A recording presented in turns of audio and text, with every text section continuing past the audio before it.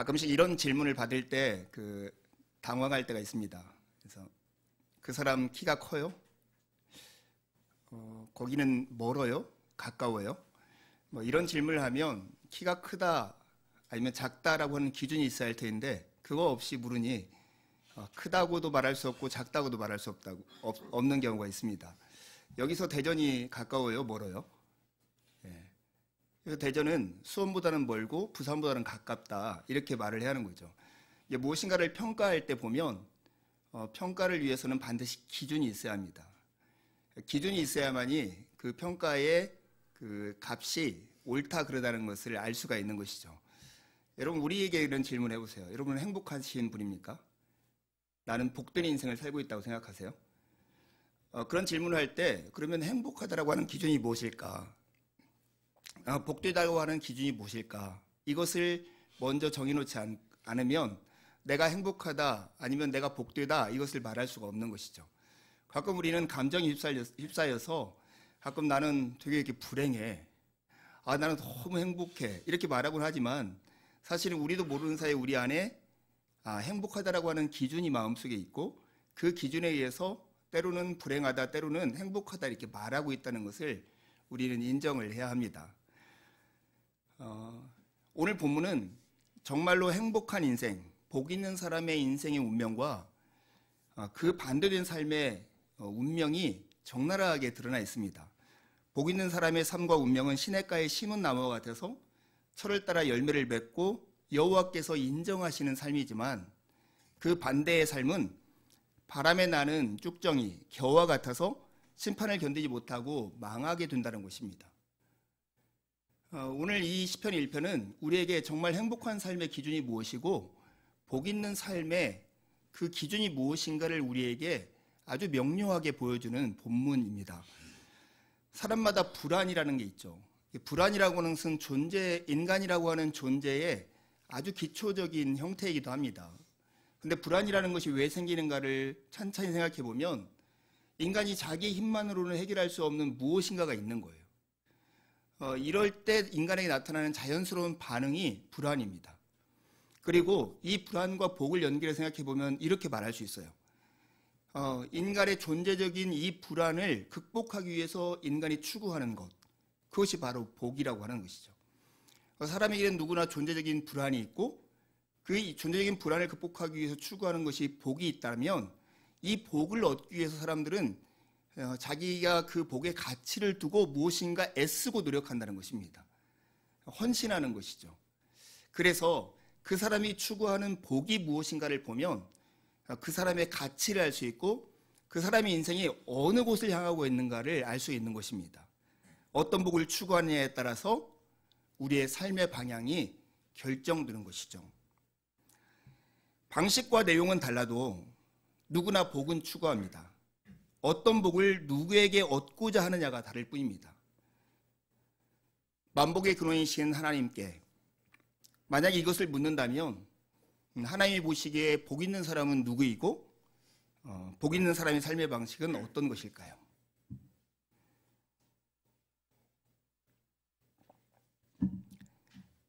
우리가 행복이라는 단어가 매우 널리 보편적으로 사용되고 있는 시대를 살고 있습니다.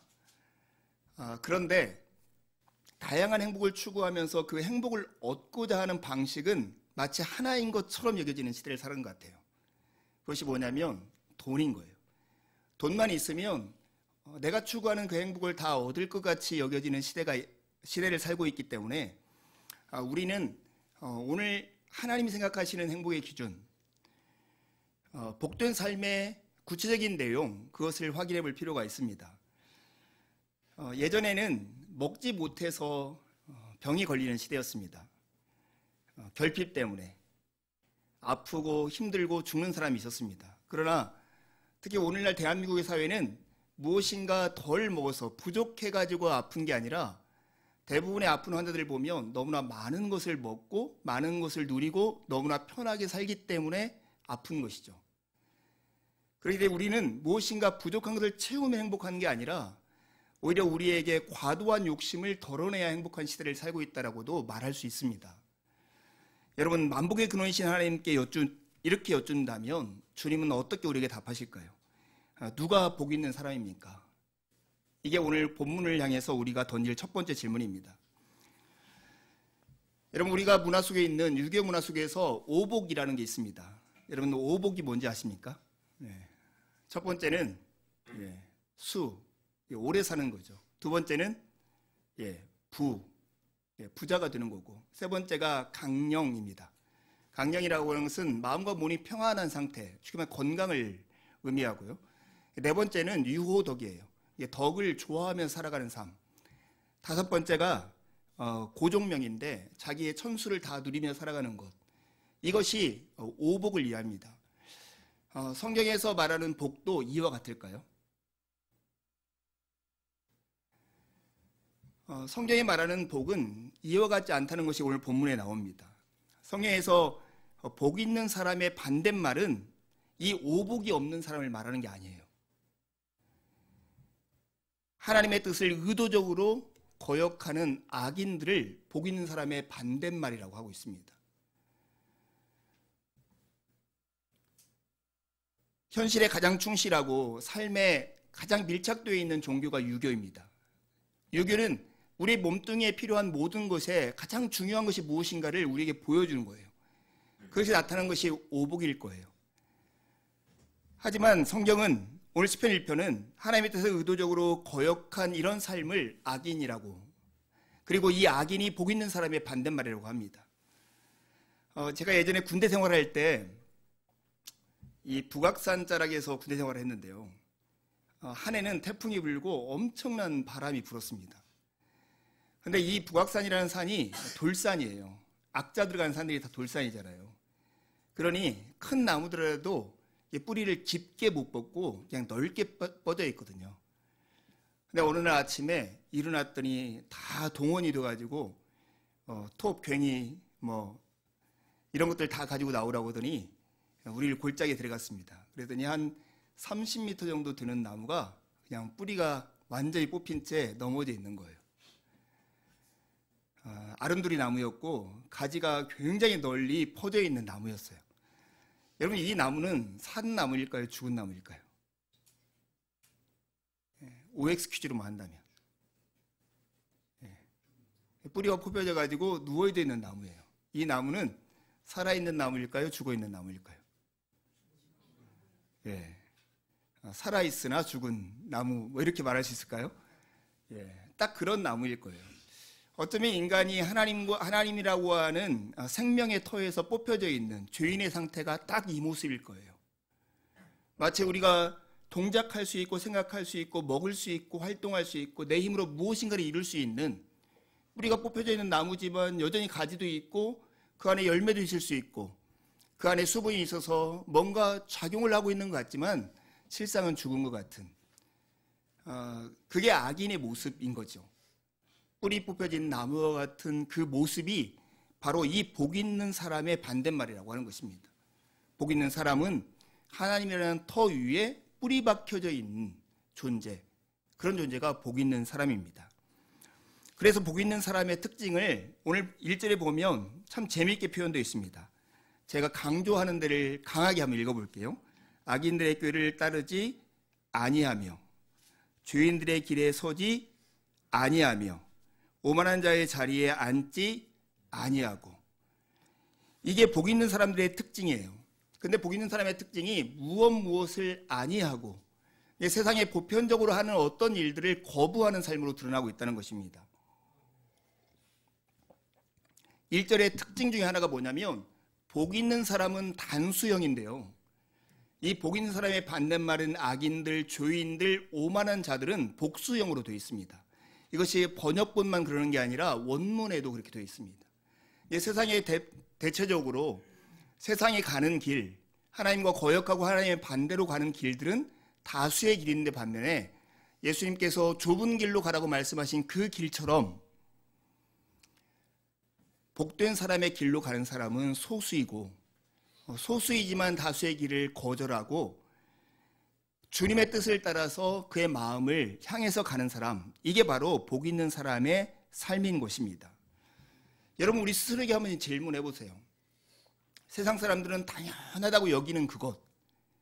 그런데 주님이 다르게 말씀하시기 때문에 그것을 저항하다가 내가 불편을 감수한 일이 있습니까? 그런 경험들이 여러분이 있습니까? 세상은 당연하다고 여기지는 그 가치지만 내가 주님을 따르는 제자이기 때문에 그걸 따르지 않아서 내가 감수한 손해가 여러분에게 있습니까? 제가 직장 생활할 초창기만 해도 예수를 믿는다는 것 때문에 술, 담배를 거절하는, 그래서 직원들 사이에 화합을 깨뜨린다는 것 때문에 손해보는 일들이 종종 있었습니다. 근데 요즘 사회에 처음 직장 생활을 출발하는 사람들에게 이런 고민이 있을까요? 정당한가를 떠나서, 정당하지 않은가를 떠나서 어릴 때 주일날에는 아무것도 하지 말아야 한다라고 하는 그 규칙이 있었습니다. 이것이 하나님의 뜻이라고 우리가 배워서 정말 시험기간이 내일이 시험기간이어도 주일날은 공부하지 않다가 밤 12시가 땡 되면 그때부터 공부를 했던 그런 아름다운 추억이 있습니다. 이것이 옳은가 그른가를 떠나서 여러분, 이게 하나님의 뜻이고 주님 안에서 옳은 것이라는 것 때문에 우리의 삶에서 세상이 당연하다고, 이렇게 해야 성공하고 이렇게 해야 유익되다고 하는 것을 포기함으로써 우리가 손해를 보고 우리가 불편을 감수한 일이 지금 여러분의 삶의 현장에 있느냐는 것입니다. 있다면 여러분이 복 가운데 있는 사람들이라고 하는 것의 증거일 수 있습니다. 하나님의 약속은 은혜의 저수지로 향하는 고속도로입니다. 복 있는 사람은 그 길 위에 서 있는 사람이고 그 길을 가는 사람들입니다. 어떤 광고의 카피를 인용해서 말하면 세상 모두가 예스라고 답할 때 예수님의 진리 때문에 노라고 담대히 말할 수 있는 사람, 그 사람이 복 있는 사람이고 바로 예수님의 제자인 것입니다.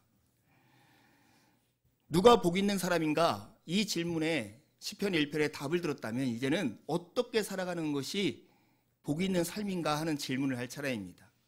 한마디로 하면 2절이 이렇게 답합니다. 여호와의 율법을 즐거워하고요, 그 율법을 주야로 묵상하는 사람이 복 있는 삶의 형태라는 것입니다. 복 있는 사람의 삶은 그들의 마음과 생각에 온통 주님의 율법이 가득 차 있는 삶이라는 뜻입니다.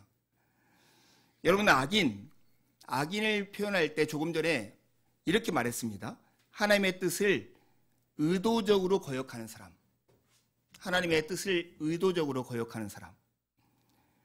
다른 표현으로 하면 계명을 무시하고 하나님의 뜻이 무엇인지 상관없이 자기가 옳다고 생각하는, 자기의 의와 자기의 생각과 자기의 신념에 따라서 살아가는 사람이 악인의 모습입니다. 여러분, 이 모습이 위험한 것은 내 개성이나 내 의지나 내 생각을 폄훼하려고 하는 것이 아닙니다. 우리가 최초의 죄인 창세기 3장에 나오는 아담과 하와의 죄를 생각해 보면 내 생각이 모든 것의 기준인 것의 위험성을 알 수 있습니다. 하나님이 에덴 동산, 기쁨의 동산을 만들어 놓고 무엇 하나 부족함이 없는 터를 만들어 놨음에도 불구하고 그들은 사단의 거짓말에 속아서 이 선악을 알게 하는 나무 열매만 따먹으면 내가 하나님같이 되고 선악을 구분할 줄 아는 사람이 될 것이라고 착각을 한 것입니다. 여러분, 하나님의 말씀, 그 말씀의 기준 삼지 않으면 때때마다 변하고 상황에 따라 달라지는 내 마음이 기준이 되고 그 마음은 언제든지 흔들리고 넘어질 수 있다는 것입니다. 그러기에 우리의 삶의 기준이 주님의 율법, 주님의 말씀, 주님의 마음이 되어야만 우리의 삶은 헛된 곳으로 치우치지 않는 법입니다.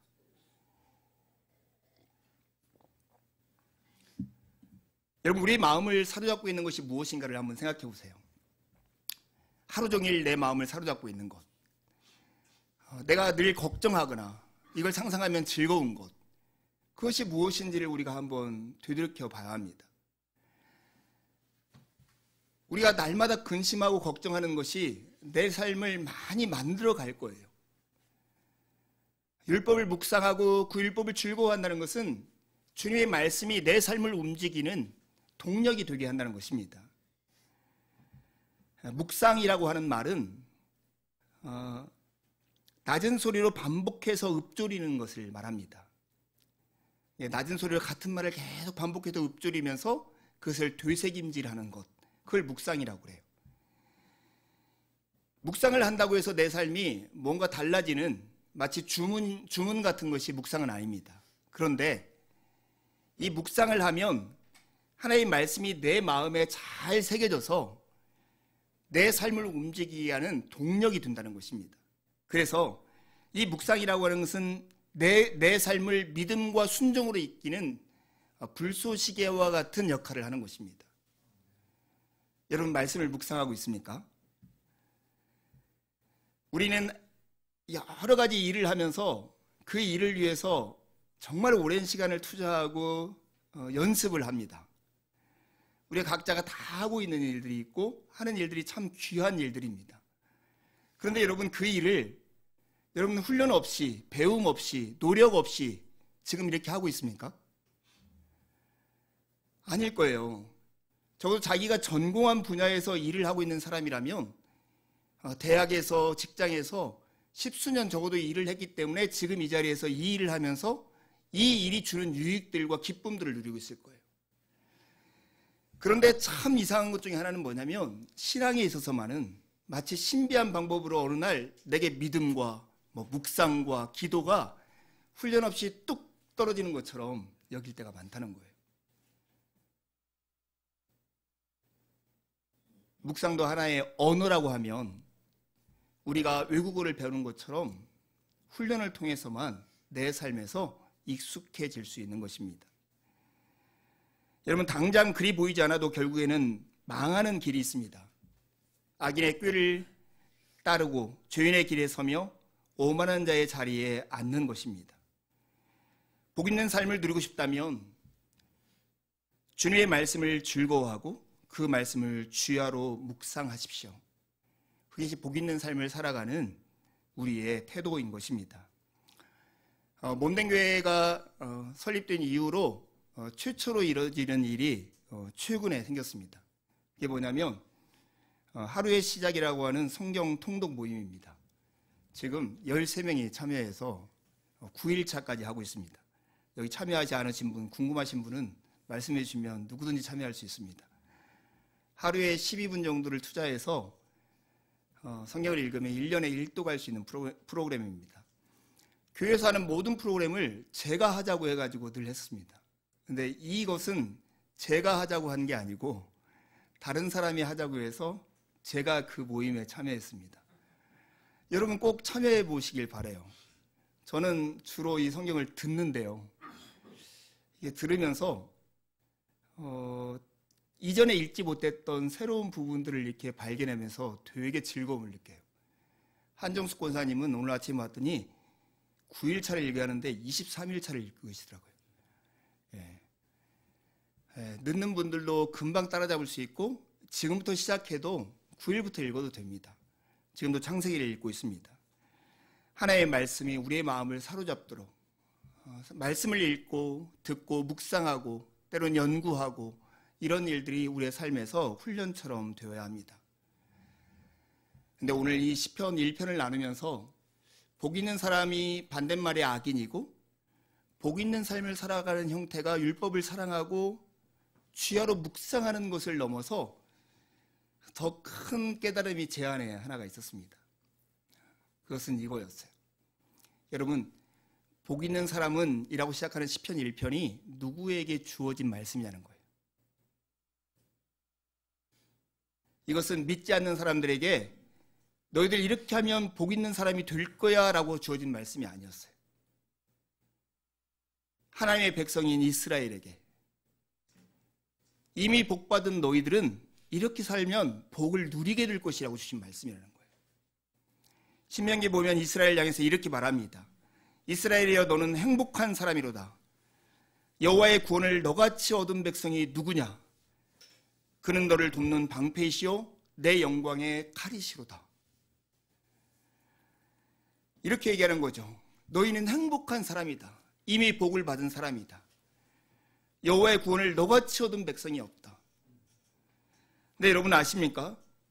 구약의 이스라엘이 오늘 신약의 교회와 연속성이 있다는 것, 예수 그리스도의 흘리신 십자가로 말미암아 그리스도를 믿음으로 말미암아 예수 그리스도를 믿는 모든 자가 아브라함의 복에 참여하게 되었습니다. 그렇다면 구약 이스라엘 백성들에게 했던 이 축복이 오늘 우리에게 해당하는 복이라는 것입니다. 여러분에게 동일하게 말씀하는 것이요, 몸된 교회 성도들이여, 너는 행복한 사람이로다. 여호와의 구원을 너같이 얻은 백성이 누구냐. 이런 확신을 가지고 담대함으로 살아가길 바랍니다. 두 가지 인생의 모델이 있습니다. 하나는 나무 인생이고 하나는 겨 인생입니다. 시냇가에 심은 나무처럼 철을 따라 열매를 맺으며 그 잎이 시들지 않고 하는 일마다 잘 되는 인생이 있는 반면, 겨 같은 인생, 바람에 흩날리는 쭉정이와 같은 인생이 있는 것입니다. 여러분, 이 바람이라고 하는 것이 신비해요. 바람이 눈에 보이나요? 보이지 않는데 바람이 있다는 걸 알 수 있는 방법은 바람이 와서 닿을 때 바람이 있다는 것을 알 수 있습니다. 바람은 닿으면 움직이게 하고 변화를 일으킵니다. 바람이 오면 내 머리카락을 움직이기도 하고 내 볼을 이렇게 매만지기도 합니다. 하나님의 영 성령을 성경에서는 바람이라고 합니다. 성령께서 우리 가운데 임하실 때 하나님의 터 위에 든든하게 뿌리를 박히고 있는 나무는 그 바람으로 인해서 더 풍성하게 자라날 것입니다. 뿌리 뽑혀진 나무처럼 겨와 같이 있는 인생은 그 바람의 물결에 흩날려 흩뿌려지고 말 것입니다. 여러분, 우리가 우리 주변에 일어나는 뜻하지 않은 환경을 바람이라고도 합니다. 주변에 풍파와 같은 이런 바람이 일 때 하나님의 터 위에 견고하게 뿌리 박혀져 있는 사람은 그 바람에 흔들리지 않습니다. 그러나 뿌리 뽑혀진 나무처럼 겨와 같은 인생을 살면 그 바람에 흔들려서 믿음과 신앙에서 떠나는 삶을 살고야 말 것입니다. 이번 주 저는 일주일 동안 집체 훈련을 하듯이 어느 곳에서 아침 8시 반부터 오후 5시까지 공부를 했습니다. 오랜만에 공부하니까 허리도 아프고 굉장히 힘들더라고요. 특히 낯선 사람들, 처음 보는 사람들과 함께 있으니까 긴장도 되었나 봅니다. 그런데 그 중에 한 설교가 참 마음에 깊이 들어왔습니다. 그 목사님이 했던 설교가 빌레몬서 1장 10절에 12절에 있는 말씀이었는데 오늘 주보에 실어놨습니다. 말씀을 한번 읽어볼까요? 시작. 내가 갇혀있는 동안에 얻은 아들 오네시모를 두고 그대에게 간청합니다. 그가 전에는 그대에게 쓸모없는 사람이었으나 이제는 그대와 나에게 쓸모있는 사람이 되었습니다. 나는 그를 그대에게 돌려보냅니다. 그는 바로 내 마음입니다. 여러분, 이 빌레몬서라고 하는 편지는 바울 사도가 빌레몬이라고 하는 골로새 교회의 지도자에게 보낸 편지입니다. 그런데 이 빌레몬 가문에 오네시모라는 사람이 있었는데 이 사람은 이 빌레몬의 종이었던 것 같아요. 근데 도망쳐서 만난 사람이 바울이었던 거죠. 그리고 예수님을 알게 되고 바울 사도는 이 오네시모를 다시 빌레몬에게 돌려보내서 용서 화해를 촉구하고 있는 장면이 이 빌레몬서예요. 근데 바울 사도가 이 빌레몬에게 오네시모를 보내면서 오네시모를 이렇게 표현하는 거죠. 내가 감옥 가운데 있으면서 낳은 아들이라고. 인간적으로는 뭐예요? 도망친 노예잖아요. 그리고 예전에 너에게 쓸모없는 사람이었을지 모르지만 이제 너와 나에게 쓸모있는 사람이 되었다고. 그리고 마지막으로는 내 심장과 같은 그런 사람이라고. 이렇게 소개를 하고 있는 거예요. 이 본문을 보면서 그런 생각이 들더라고요. 바울이 어떻게 이렇게 표현했을까? 딱 이런 거죠. 지금 바울이 하는 동작은 주님께서 자신을 하나님 앞에 천거했던 똑같은 방식으로 지금 바울은 오네시모를 빌레몬에게 천거하고 있다. 예수님이 우리를 하나님 앞에 보일 때 하나님, 내가 십자가에서 낳은 자식들입니다. 이제는 하나님 나라를 위해서 쓸모있는 존재들이 되었습니다. 내가 피로 값주어서 산 백성들입니다. 이렇게 하나님 앞에 천거하듯이 오늘 바울은 오네시모를 빌레몬에게 돌려보내고 있는 것입니다. 하나님의 은혜는 흘러야 제맛입니다. 바울은 자기가 받은 그 은혜를 지금 이 오네시모를 그리고 빌레몬을 향해서 흘려보내고 있는 것입니다. 복을 받는 것보다 더 중요한 게 뭘까요? 그것은 복을 누리는 삶입니다. 그 목사님의 설교에서 감동했던 것은 이것이었습니다. 우리는 모두가 은혜가 필요한 사람이라고. 그러면서 저에게 이렇게 제안했습니다. 서로를 불쌍히 여겨주십시오. 이렇게 서로를 불쌍히 여기십시오.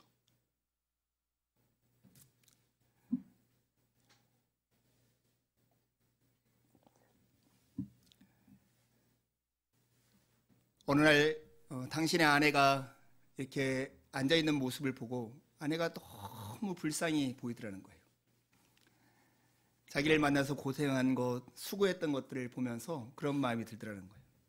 그래서 그렇게 고백했대요. 나는 당신의 남편입니다.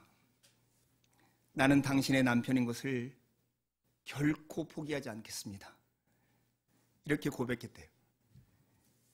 제가 이 요술박물관을 갔다가 아내하고 애들한테 딱 보냈더니 눈치 빠른 한 녀석이 그러더라고요. 또 어디서 배웠군요. 네, 배운 데 써먹었습니다. 모두가 우리가 은혜가 필요한 사람이고 하나님의 복이 필요한 사람들입니다. 나는 여러분의 목사입니다. 나는 여러분의 목사인 것을 결코 포기하지 않겠습니다. 이것이 우리가 하나님의 은혜를 받은 자로서의 책임이고 의무일 것입니다. 여러분, 복 있는 사람이 누구이고 복 있게 살아가는 삶이 무엇인가를 가르치는 이 시편 이면에는 이 말씀을 누구에게 주시는가가 있습니다. 이것이 복을 얻기 위한 조건으로 주어진 게 아니라 복을 받은 사람이 복을 어떻게 누릴 것인가를 말씀하는 것이라는 사실입니다. 복을 받는 것보다 더 중요한 것은 복되게 살아가는 것입니다. 그러니 여러분, 복을 사랑하지 말고 이미 여러분에게 받은 복으로 사람들을 사랑하십시오. 그것이 우리에게 주신 하나님이 우리에게 주신 풍성한 삶의 형태입니다. 여호와의 율법은 복된 삶의 지침서입니다. 하나님의 말씀을 사랑하고 거기서 나오는 자양분으로 삶의 척박함을 이겨내십시오. 바람에 나는 겨와 같이 떠도는 인생이 아니라 시냇가에 심은 나무와 같은 견고한 인생을 사시기를 바랍니다. 저는 우리의 인생이 우물에 비유하면 가장 맞다고 생각합니다. 많은 사람들은 파놓은 우물 안에 물이 떨어질까를 걱정해서 밖에서 물을 길어와서 물을 계속 그 우물에 담는 일들을 합니다. 그래서 내 우물물이 어느 정도 차 있는가를 확인하는, 차 있으면 그걸로 만족하고 기뻐합니다. 그러나 밖에서 그 우물물을 계속 채우면 그 우물의 원래 물의 근원인 물구멍은 터지지 않습니다. 그러나 우물물을 푸고 물이 바닥까지 내려가면 오히려 물구멍이 터져서 그 우물이 생수로 가득 차게 되는 것입니다. 여러분, 내가 복이 없다라고 생각하면서 남의 복을 취해서 내 복으로 삼으려는 노력을 멈추시고 여러분에게 이미 주신 복을 이웃과 나누는 복된 삶을 살아가십시오. 복의 근원이신 하나님으로부터 생수와 같은 복이 여러분을 채워서 여러분의 삶을 더욱 풍성하게 만들 것입니다. 함께 기도하시겠습니다.